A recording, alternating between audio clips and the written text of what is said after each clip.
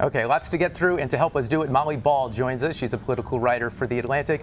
Okay, Molly, yesterday the president's lawyer said about Comey, "We will leave it to the appropriate authorities to determine if these leaks should be investigated."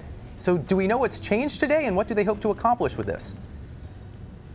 Well, I think that what they hope to accomplish was mainly political. I think they are aiming to discredit James Comey, particularly in the eyes of Trump supporters and the Republican base.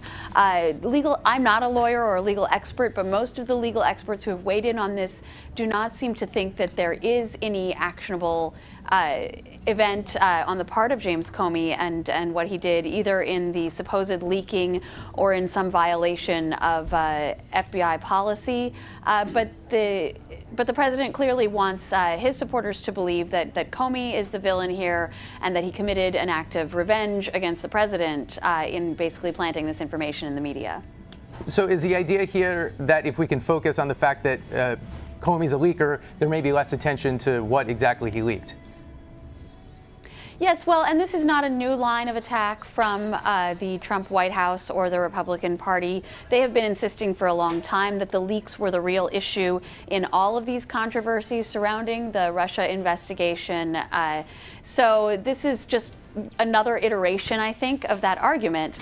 They are saying that there is some kind of conspiracy among the bureaucracy within the executive branch aiming to discredit and delegitimize and undermine Trump's presidency, and that is where these leaks are coming from. Therefore, by admitting that he leaked something to the media, albeit after he was out of government, that Comey belongs to that class of people. I do think it's important to note that this didn't happen until Comey had already been fired. So he was not the sitting FBI director at that time. He was a private citizen.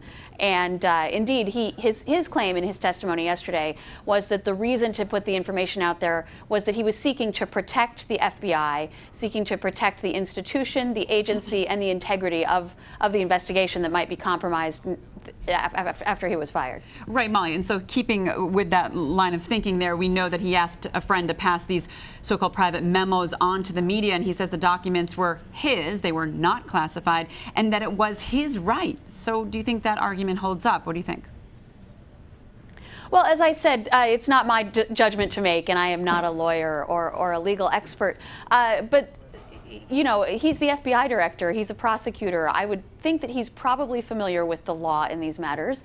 I also believe, as a journalist, as a member of the media, that many leaks are acts of patriotism, and that many releases of information, you know, may have ulterior motives, but many of them are also, you know, government people within the government who see themselves as whistleblowers or who believe that the public has a right to know certain information. So I think that's a lot of the argument that we'll be having about the supposed Comey leak, but I don't know if it's even appropriate to call it a leak, given that, as I said, this was, according to him, was not privileged or confidential information, and that he was a private citizen at the time that he arranged to have it released. He also did not release the memos themselves to the media, remember. The New York Times account was based on having the content of the memos read to them or conveyed to them. They didn't see the memos themselves. The president kept himself pretty busy during the hearing yesterday. Reportedly watched about 45 minutes of it. Didn't tweet, but then did tweet this morning saying that he feels completely vindicated by the testimony. To what extent did the hearing bear that out, and that was other people's impression of what they heard yesterday? Well, you know, I don't think we are going to know for a while what the general public thought. I can tell you that in Washington, the hearing was absolutely transfixing to basically everyone. The town seemed to come to a stop. Everybody was glued to a television. You had multiple bars on Capitol Hill, thronged full with people just wanting to watch this hearing, even opening early, since it's not necessarily a normal time, for me at least, to go to the bar at 10 o'clock in the morning. It's their March Madness. So it was a it really has been for us here in Washington. It was a transfixing spectacle. And, you know, while Republicans in public have somewhat agreed with Trump, depending on the person. You saw a couple of things. Privately, behind the scenes, Republicans are very troubled by both the information in Comey's testimony and the potential political effect of what was seen as a rather dazzling performance, a very convincing performance on Comey's part.